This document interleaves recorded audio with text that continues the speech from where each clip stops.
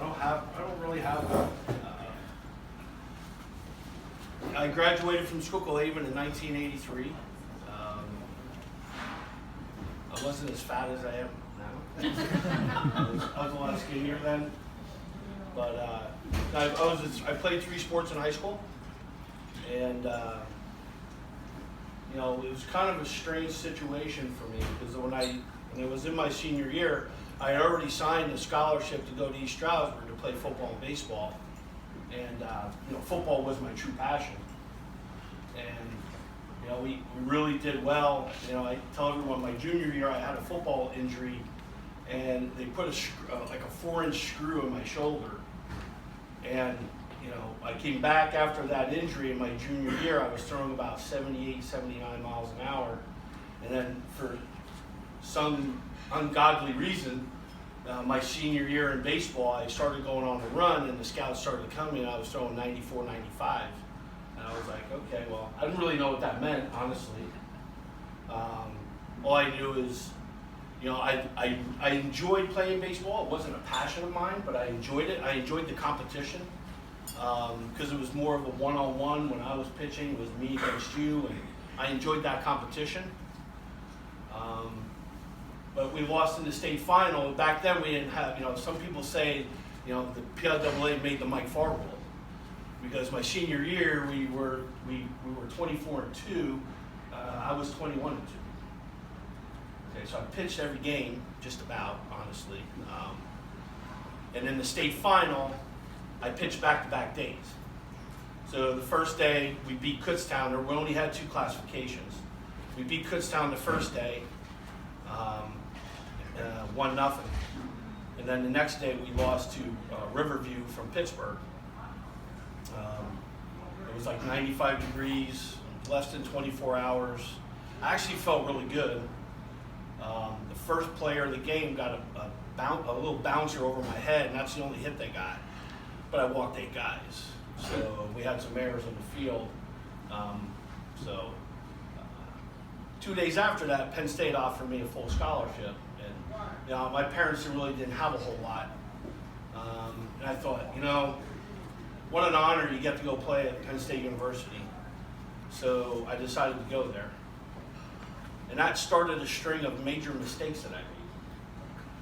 Because Penn State baseball is, well, I can tell you when I went to Penn State, baseball was really just an extracurricular activity.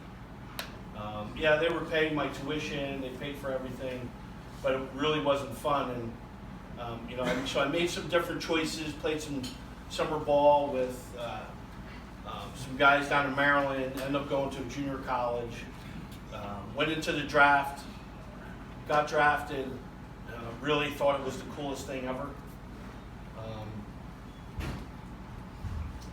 Had an opportunity to extend my college education at the University of Miami.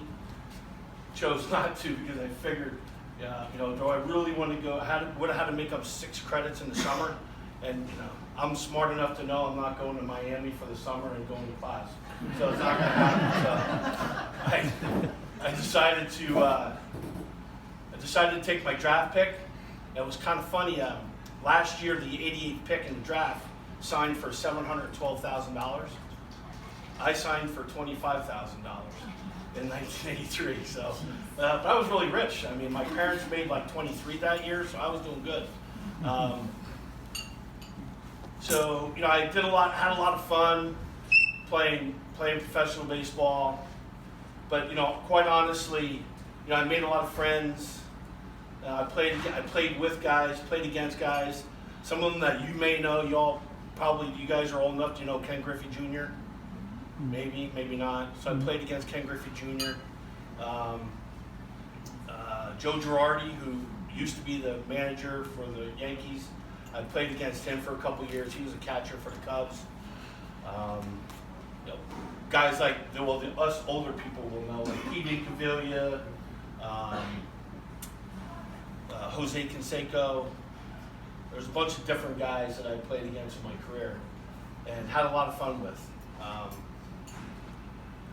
But I will tell you that, you know, and ever since then, I will say this, ever since then, you know, when I came back to the area, I was telling him, I haven't really talked about baseball for probably 15, 20 years. So I do have a lot of memories. I have a lot of good stuff I can share with you. But quite honestly, for me, looking back at it, if I could rewind it, I'd do it all over. I'd do it completely differently than the way I did it. So, my recommendation for you guys is live the dream. I mean, dream big. Let's be realistic. So I left Schuylkill Haven easily, and I'm not trying to be, I don't want to brag, but I was easily, my senior year, the best pitcher in Pennsylvania. When I went to into the Cleveland organization, when I went to the first spring training, I very quickly found out that was nothing. I mean, it was culture shock, complete culture shock. I was like, wow, you mean to tell me there's 70, 80 guys that can do what I can do? Really? And really put things in perspective for me. Baseball is a very tough business, and very quickly for me, it wasn't fun for me anymore. So if I could go back and do it all over again, here's what I'll tell you to do. Use baseball. If you really enjoy baseball, or you enjoy football, or whatever you enjoy, use athletics to get you to the college you want to get to. And then use athletics to help offset the cost to your parents to get your degree. We talked, before, one of the missions I've been on since I came back to Schuylkill Haven, I've had a lot of, if you talk to my wife will tell you that it's football first, kids, and then everything else happens. So my passion is making sure kids have the right opportunities and have the right resources they need to make the right decisions. Because quite honestly, that day at Penn State, when they offered me that full scholarship and told me it's full today, half tomorrow, I didn't know what to do. No one was there for me. I went to run myself. My parents couldn't take off from work. I tried to go to some local guys that had experience. They basically blew me off. We obviously didn't have social media, we didn't have internet, those types of things back then where you could self-educate. But ever since I became the head coach of Schuylkill Haven, and ever since I became the president of our coaches association, I wake up every day trying to figure out how I can make the Cole region better from an athletic standpoint. That's all I try to do. So yeah, when you called me, it didn't really matter who I was talking to. I didn't even know. My wife said, well, who are you going to see? I honestly, I don't know. I said, I'm going to Matucci's, that's all I need to know. So, someone wants me to go to Matucci's and talk for a couple minutes, he's going to feed me, I'm there. I love this place. This place is awesome. So again, use athletics use that as the vehicle to get you where you want to go. And then guess what? If things fall into place for you and you have the opportunity, go right ahead. It's like 3 or 4% of all high school players get a scholarship to go to college to play any athletics. And out of those college kids, less than 1% get signed to a professional contract. So live the dream and then be realistic. And realistic is get your degree. Because I don't have one. So I had to take the scenic route. Things worked out for me the way I needed them to work out, but it was really hard. Life's a lot, I have a lot of friends that their life is a lot easier than mine was. So, because I didn't really do the things that I needed to do. I used athletics for a way to get away from home, to try to get myself in a better situation. And I wish somebody would have smacked me in the back of the head and say, yo, dummy, go to class, do your schoolwork.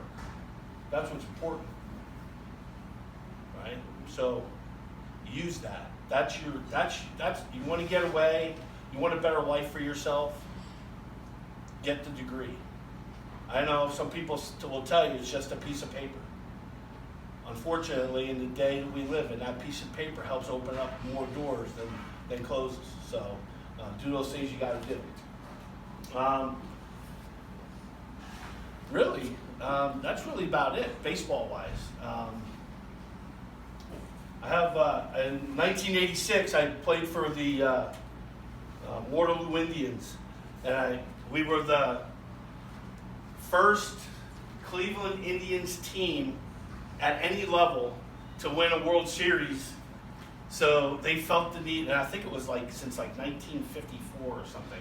So they felt the need to get a shrink. So if anybody would like to take a look at it, because I have sausage fingers on, it doesn't fit me anymore. It fits my pinky though. But I actually had to go find this thing. Had it resurfaced. But if anyone would like to see it, it's actually pretty cool. So, again, baseball, professional baseball, it's not all cracked up to what you see on TV. I have a lot of funny stories. I have a lot of sickening stories, again, you can imagine, I'll just tell you this one really quick. You can imagine, got a kid from the coal region, right? So how we're born. I was born to literally fight my way out of everything, literally. Right? That's the way you were born. Back in those days, this is the way you were born. So, so I go to Major League Camp in 1989, and Julio Franco's the shortstop, and we go on the bus, and they're playing poker on the bus with $1,000 bills. So in the bag was him, Andy Allenson, a couple other guys, Joe Carter, a couple other guys, and they're literally in a 2-hour bus ride. Julio Franco lost like $18,000. And then went into the locker room, and it was just amazing because at that time, on straight truth, I made $660 a week cash, and I thought I was rich. That's the most money I've ever seen. And, that was 1989. We get into the locker room, and it's kind of cool. You go out and you have like this practice gear you wear. Then you come in, you get changed to real gear, and somebody's in there shining your shoes for you, taking care of you. We had all kinds of chewing tobacco, gum, all kinds of food. It was like a smorgasbord before, in between practice and when we went out for the game. And I was a closer, so I didn't even think about picking up a ball until the 7th, 8th inning. I'll never forget, Julio comes in. Now, by the way, Julio traveled with his own trainer. So this guy would always, we all stretched with the trainer we had. He didn't. He had his own trainer, and did some different things. And I'll never forget where I knew the day that I knew that I was really out of place was. He decides literally like 5 minutes before the spring game's going to start that he's feeling a little tweak in his back. So he's not going to play. And it just, and the side story is 2 years before that, in 1987, when I was playing with the Kinston Indians, I broke my foot running in the outfield. Well, I didn't know I broke my foot, but I knew I hurt my foot running in the outfield. And I was afraid to tell anybody because I didn't want to get sent home. So I literally pitched for 2 weeks with a broken land foot. And then my velocity dropped like 7-8 miles an hour, and then they came asking me what was wrong. And I had no choice but to tell them. And Steve Swisher at the time, the manager I had, he couldn't believe that. Even though he liked the fact that I tried to work through it, he couldn't believe that I actually was pitching with a broken foot. So, but here's a guy who's making, at that time, he made $1 million a year, which there wasn't a whole lot of $1 million guys in the major leagues at that point. But he felt a little twinge in his back. He's like, yeah, you know what, I'm going to sit today. It just put a lot of things in perspective for me. It really started to really change my attitude about the game. And then the next year, I always told myself that if baseball didn't feel like if it was going anywhere, I wasn't gonna hang around. Because my friends in the off season, they would always go caddy in Arizona, country clubs, do some different things. Well, I worked in the steel mill on the off seasons. I took the third shift because the other guys didn't want it. So, and I used to shovel the parking lot at Haven to get my throwing in. The only time I ever even seen grass is when I went to spring training and got off the plane. So for me, it was just a lot different for me. So I'm probably not a great guy to talk to about that part of the experience because, again, I found out very quickly that I was raised a little bit different than the people that were around me. So. I can tell you some really good football stuff. That's really what I live for now. So, I love coming to Mount Carmel. I think Mount Carmel and Schuylkill Haven have a lot more comparisons than what most people might think. Rich with tradition, small town feel. Everyone's kind of got everybody's back.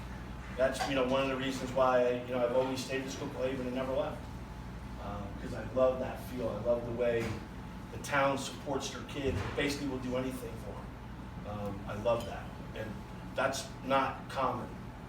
So I would be very proud of that because that's not common. I've traveled the world and seen a lot of things, and what we have in the coal region is very special and unique, and really truly embrace that. Because the rest of the world's changing, and I think we need to hold on at least to a couple of those values that we have here because they're really good ones. So, but thanks. Anybody have any questions? I can ask a couple questions. I have a 2-point question. When was the last time, or was it lately, that you had spoken to any of the players that you played with during those years to keep in touch? I have one of the guys that I played with in Williamsport when we were the Williamsport Bills. I'm friends with him on Facebook. Other than that, no. I'll be quite honest with you. When I left baseball in 1989, I came home. I had left the year before. And I was working at the aluminum company in Cursona, and the Phillies came to me and said, "Hey, we want to invite you to spring training." So I went, and they offered me a AA contract, and I turned it down, and I came home and still worked. Well, one of the baseball leagues in the Harrisburg area, or it was Reading area, asked me to come pitch because they were going to play the Korean national team. So they called me up and said, "Hey, you're like the only guy that we even have that has pitched against any talent like that before. Would you come pitch?" So I was like, "Okay, yeah, I'll do it." That was the last day that I ever even picked up a baseball. I never. So I regret it today. I met a lot of people. I don't want to say the word bitter, but I was so ready to forget about that part of my life because I was so disgusted with some of the choices that I made, and I didn't want to relive it. So I spent a lot of time never talking about it. You could ask some of my closest friends who's been guys that I've coached with for 30 years, and they'll tell you that Mike never talks about baseball. I just don't.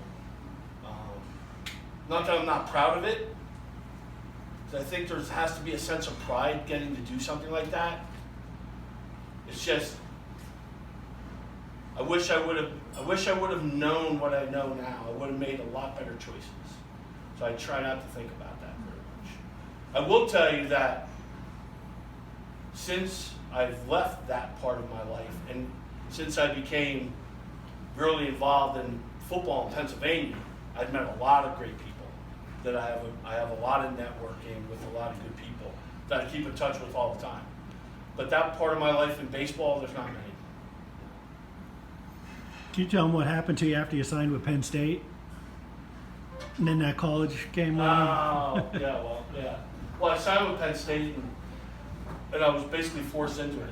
Oh, by the way, I took my girlfriend with me to Penn State. I didn't go by myself, but she wasn't going to help me with any advice. So, but I took her, and 2 days after I signed with Penn State, I got a call through a referral from a